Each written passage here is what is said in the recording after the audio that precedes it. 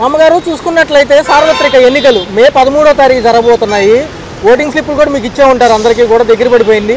So ఈసారి ఎలా ఉంది? పోయిన చంద్రబాబు నాయుడు గవర్నమెంట్ బాగుందా, ఇప్పుడు జగన్మోహన్ రెడ్డి గారి గవర్నమెంట్ బాగుందా? ఏది బాగుంది మీకు? ఇప్పుడే అయితే బాగుంది. ఓకే, ఒకవేళ ఈయన పెట్టిన సంక్షేమ పథకాలు ఏం లబ్ధి చేకూరి, ఒకవేళ వస్తే ఏమొచ్చింది?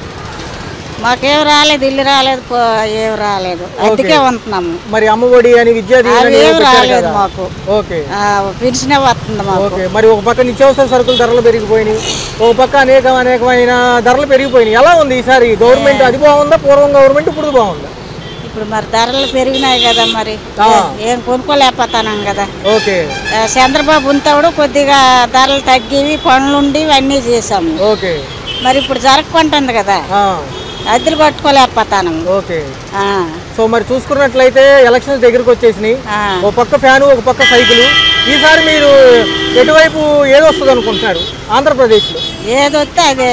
ఓకే, సో ఫైనల్ గా ఒక పక్క చంద్రబాబు లేకపోతే జగన్ బాబు ఎవరు వస్తే ఆలే. మరి ఎవరు వచ్చినా రేట్లు తగ్గించాలి. మరి రేట్లు తగ్గిస్తే మరి మేము ఎలా బతుకుతాం పని చేసుకున్న వాళ్ళము? నేను కష్టపడుతున్నాను ఎంత, మరి మీకు ఇదే కదా. అవును, మా నాటి వాళ్ళకి డబ్బులు ఇవ్వాలా.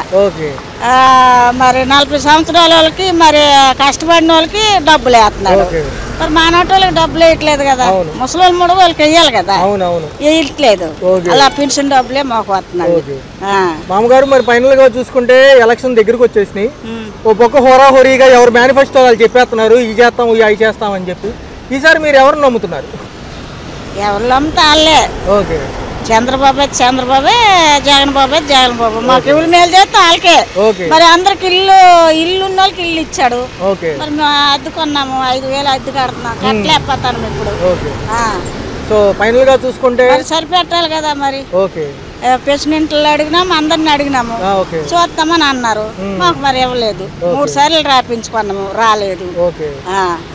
సో మరి ఆఖరిగా చూసుకుంటే రేపు ఎలక్షన్స్ అయిన తర్వాత మళ్ళీ ముఖ్యమంత్రికి ఎవరిని చూడొచ్చు? చంద్రబాబుని అంటారా, జగన్ అంటారా?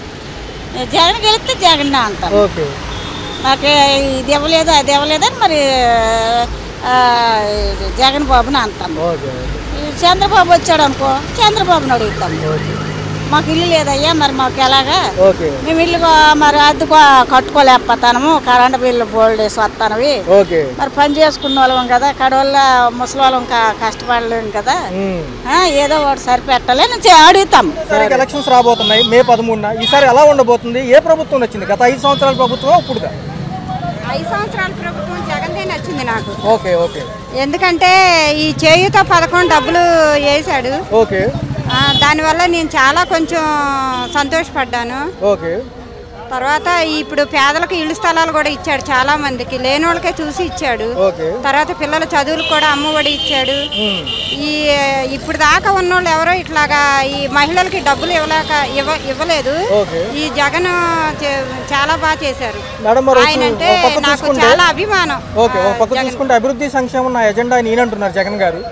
ఉద్యోగ కల్పన మా బాధ్యత అని చంద్రబాబు గారు అంటున్నారు. ఈసారి ఏపీ ప్రజలు ఎవరు తర్వాత చేస్తారేమో కాదని అంటలేదు, కానీ ఇప్పటి వరకు 5 సంవత్సరాలకు ఆయన బాధ్యత ఆయన నిర్వహించారు. జగన్ గారికి నాకు చాలా అభివందనాలు. ఆయన ఇచ్చిన సంక్షేమ పథకాల్లో ఏమనుకున్నారు? ఎక్కువ శాతం చేయూత పథకం అందుకున్నాను. అంటే మా పిల్లలు పెద్దోళ్ళు కాబట్టి అమ్మఒళ్ళు రాదు. ఆల్రెడీ ఇంటికి మాది కట్ట మీద ఇల్లు కాబట్టి ఇల్లు కూడా రాలేదు, పెట్టుకోలేదులేండి మేమే. అది సో ఫైనల్ గా చూసుకుంటే రేపు రాష్ట్రంలో మళ్ళీ సీఎం గా ఎవరిని చూడబోతున్నాం అంటే ఒక ముక్కలో ఏం చెప్తారు? జగన్ గారే రావాలని కోరుకుంటున్నాను. మే సార్వత్రిక ఎన్నికలు జరగబోతున్నాయి. గత 5 సంవత్సరాల ప్రభుత్వం చూశారు, ఈ 5 సంవత్సరాల ప్రభుత్వం చూశారు. ఎలా ఉంది? ఈ యొక్క వ్యత్యాసం ఏమన్నా గమనించారా? మీకు ఏది బాగుంది? కింద 5 సంవత్సరాల కింద అంటే కొంచెం బాగానే ఉందనుకోండి. పిల్లలు మాత్రం చదువుకుంటున్నారు, వాళ్ళకు ఒక ఇదంటూ లేదు. అదే మాకు బాగా ఇచ్చిన బెనిఫిట్ అదేనండి. వాళ్ళు ఇచ్చారు, ఎన్నో ఇస్తున్నారు మాకు, అమ్మఒడని అదని ఇదని అన్ని ఇచ్చారు. కానీ ఇప్పుడు జీవితాంతం బతకాల్సింది పిల్లలు కదా. వాళ్ళకు ఒక ఉద్యోగం అంటూ ఏం లేదు, ఒక పరిశ్రమలు అంటూ ఏం లేవు, ఒక రాజధాని అంటూ ఏం లేదు. మనకు కూడా అన్ని కావాలి కదా, అన్ని కావాలని చెప్పేసి నేను కోరుకుంటున్నాను సార్. అభివృద్ధి సంక్షేమం జగన్ గారు అంటున్నారు, ఉద్యోగ కల్పన మా బాధ్యత చంద్రబాబు గారు. వ్యత్యాసం ఎలా చూడాలి? ఎవరు ఏది చెప్పినా సరే సార్ మా పిల్లలకు ఉద్యోగం కావాలని మేము కోరుకుంటున్నాం సార్.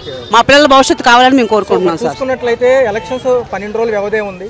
ఈసారి ఏపీ సీఎం ఎవరంటే మీ అవగాహనకి ఏం చెప్తారు? ఏపీ సీఎం ఎవరన్నానంటే అది నేను చెప్పలేను సార్.